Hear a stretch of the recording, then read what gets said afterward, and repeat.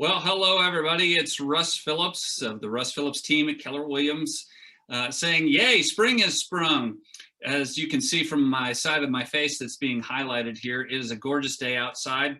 And Floyd the deer and I are here to talk about property taxes. This time of year, guess what comes in the mail? It's your annual property tax assessment notice.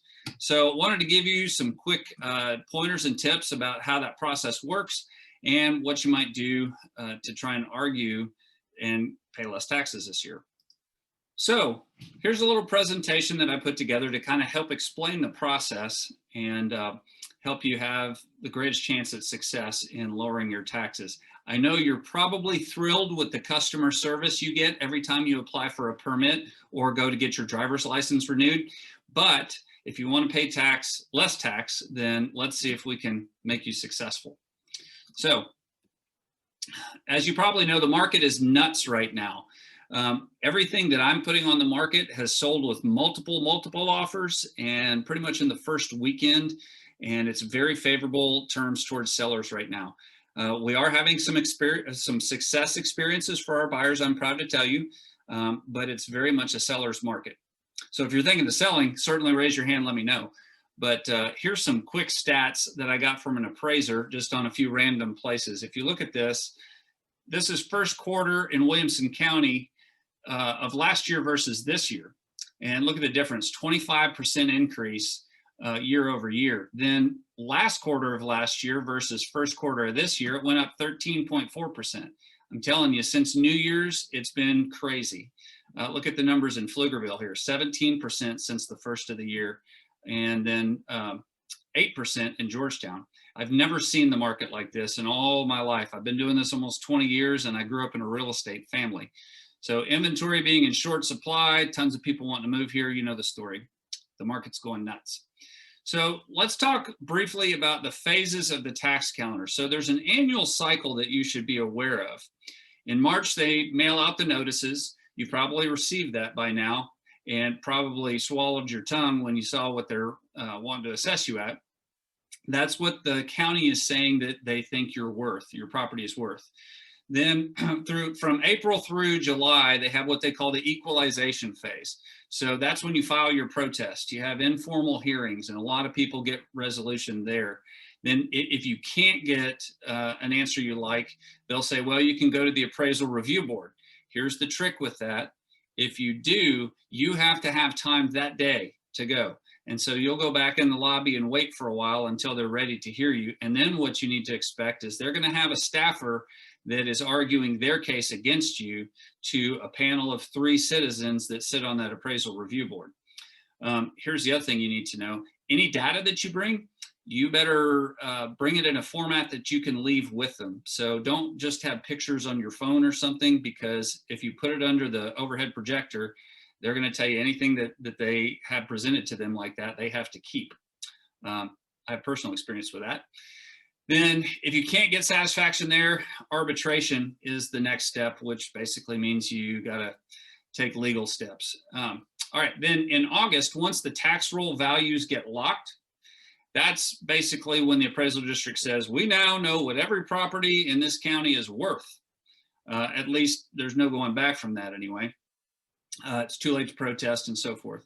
So then in September or by September, the taxing entities, whether it's a MUD district or the county itself or the city that you live in, the road and bridge tax, the hospital districts, all those things, they look at their budget and they determine what is the tax rate we need to multiply the property values by in order to have our budget for next year. So the tax rate actually fluctuates year to year.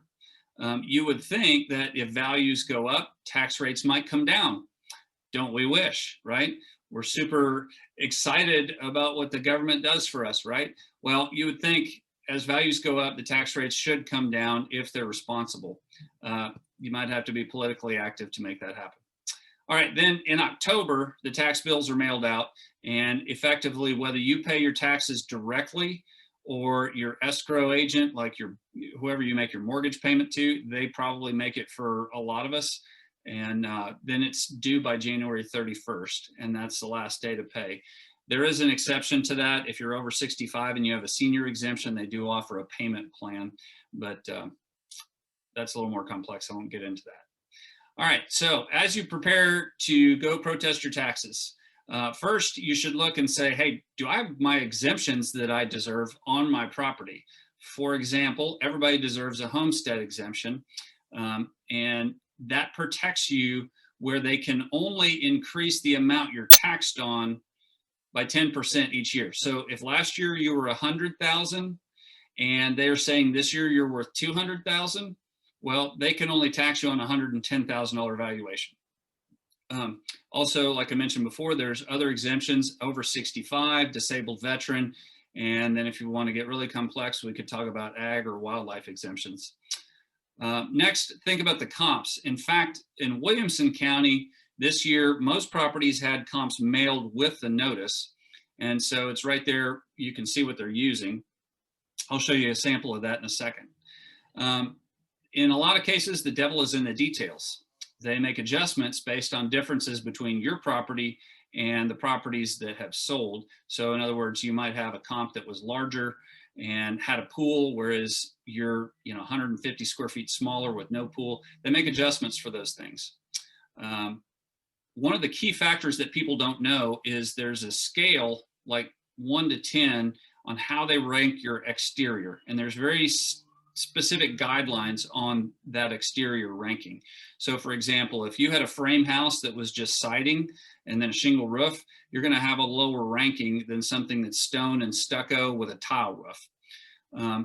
A lot of the adjustments are based upon exterior differences. So if they're using a sale that was ranked as an exterior level 3 and you're ranked as exterior level 6, you're going to see a pretty massive adjustment added, value added to a sales price on a comp to try and make it more like you. And then you notice I say interior assumptions here. If you're arguing that the other house had granite counters and you don't have that, and they had wood floors and you have linoleum, they just shrug their shoulders and say, we can't consider the interior. You and I both know that's not a market reality. I think you might have better luck going to the appraisal review board with photographic evidence if you're trying to make that argument. And then the other question is, are they appropriate comps? I live out in the country and I'm zoned residential, and I'm in a neighborhood of large acreage tracts. Well, last year they assessed my land valuation so much higher. I emailed in and we started a dialogue and asked for what their comps were for the land adjustments. And the comps that they sent me were actually commercial tracts with over 1,000 feet of frontage on Ronald Reagan Boulevard, which was crazy. So I printed all that out and presented that at the appraisal review board and showed how they were trying to kind of work me over.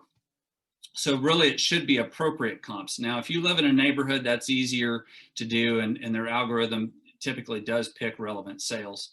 But if you're out in the country or you have a more complex property situation, that could be a case-by-case basis.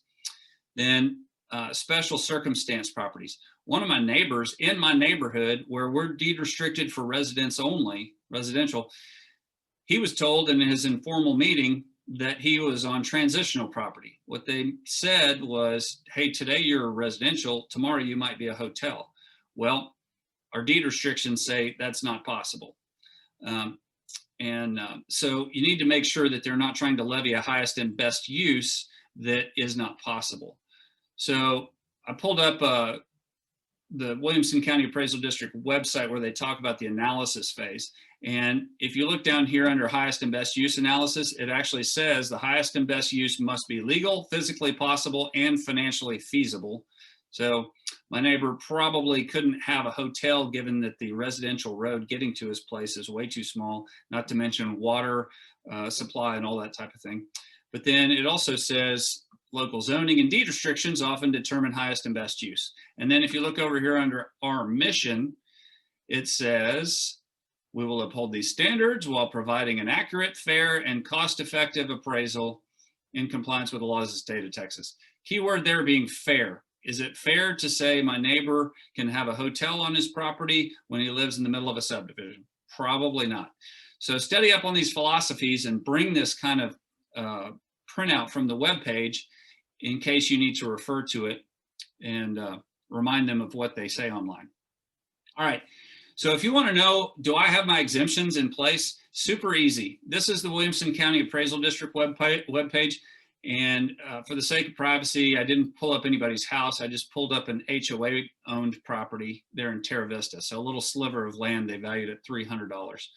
But let's say this was your house. Super easy to find online. And down here is where you would see your exemptions. So it should say homestead, or the over 65 exemption has a real technical sounding name, or you'd see agricultural and so forth. Super easy to work with there. At the top of that page, you'll notice there's some helpful links. So if you're going to file your protest online, you're going to need some codes that are on your notice of appraised value. If you're doing that from work and you don't have that slip of paper with you, it's easy enough to pull up online just right here. If you realize you don't have your homestead exemption, super easy to do it from here, and you can start your protest process right here. So they have done a great job of getting all that stuff online. Okay, you also need to know a computer algorithm is what calculates your assessed value. They are not looking at the 300 and some thousand tracks in Williamson County every year personally as humans going, I think that this one is worth this. Obviously, at that scale, it has to be computerized and digital. So here's an example. I've gotten rid of the addresses here to try and protect privacy for folks, but the subject property is at the far left here. And then here's the comps that they used. And you'll notice that they blacked out what it sold for here, so they don't tell you that. You can probably figure it out by backing it out from the adjusted sales price and then, working through their adjustments. But essentially, this property sold at whatever price. They did a time adjustment for appreciation, because what they're saying is the last 3 months of the year, this thing appreciated $11,656. Then the size and class adjustment, that class is what I was talking about, the exterior ranking. And the class is noted, that's one of these fields here. But it's also adjusting for size as well. So then I guess our exterior on this first one was not much different, but that house was a little bigger, so it had to have some value removed to compensate for the difference. Then there's depreciation, garage size adjustment, an open porch adjustment. They had a bigger porch than I do. And then this deck adjustment. Apparently they had a pretty fancy deck in the back. So after all, they say this comp is worth this. Well, you notice here's what they indicate that my rent house is worth, but the first comp is way below that. Well, they're averaging across all five, and here's the problem. So earlier I talked about appropriate comps. This actually sits on some greenbelt that's highly desirable and across the street from a city pool area. So the lot valuation on this would be way more valuable than an interior lot where you're basically right up against your neighbors. So if I was to go in and protest this, my argument would be get rid of this comp, and that should have an impact, a pretty significant one, by removing this from the averages and probably get me a slight reduction there. All right, what if you just don't want to mess with this? What if you don't have time? Help is out there. If you go to the Google Encyclopedia and search like property tax protests or property tax protest Austin, you'll find there's a number of different companies, and they're willing to do this for you. And it really doesn't take too long to set it up online. You don't even have to talk to the guys, but you probably do want to input as much information as possible to make them successful, stuff that you know about your place. They have different pricing plans. I chose not to fight it this year because the market is so crazy. I think it's going to be challenging. So I decided to let the pros do it. And on my particular property, I chose the lesser expensive plan with a flat fee of $59. If they're successful, I'll end up paying 45% of what I save to them. If they're not successful, I pay them $59. And you can see it's going to be the highest of whatever happens there. They do have another plan here. It's a little bit higher fee and then lower percentage if they're successful. If you're in a luxury property, this might be a way better option for you. All right. So a couple other things that I thought might help. I talked to somebody recently who said he had great luck fighting his property taxes, but it's because his appointment was at 4:30 on a Friday.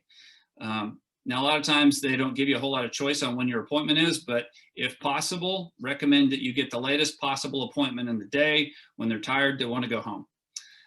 Next, be nice, not combative. I've seen a lot of people go in there and talk about how they're being taxed out of their home and all those types of things.